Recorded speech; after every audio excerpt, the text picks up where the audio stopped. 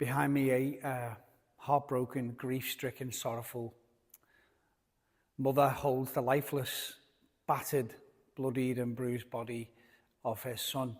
A heartbreaking scene, of course. No ordinary son and no ordinary mother. This is the famous, a replica of the famous Pieta, Michelangelo's Pieta, which is in St. Peter's in Rome.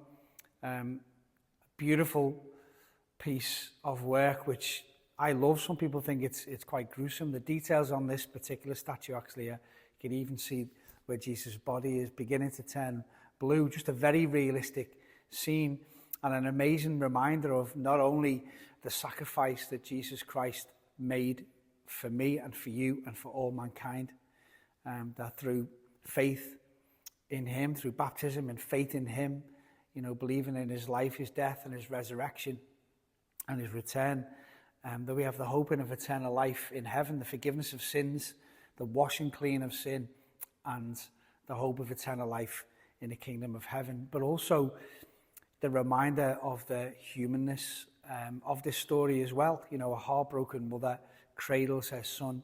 You can imagine the grief.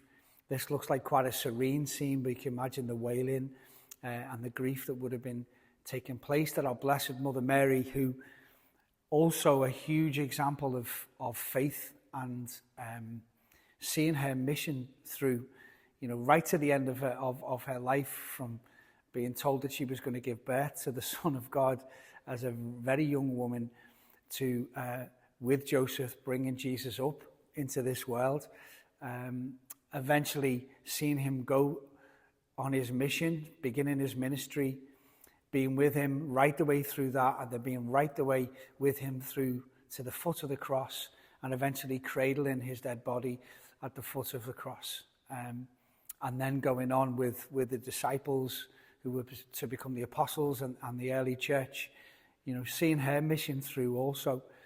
But it's a beautiful scene, and I just encourage anybody today, that today's not just a day off work, although it is for many of you, not for me, but it is for you.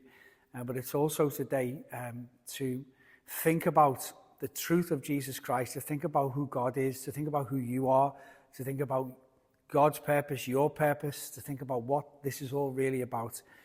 And it culminates in the truth of who God is, the truth of who Jesus is, the truth of the life, the death, the resurrection of Jesus Christ, and the eternal life that is to come.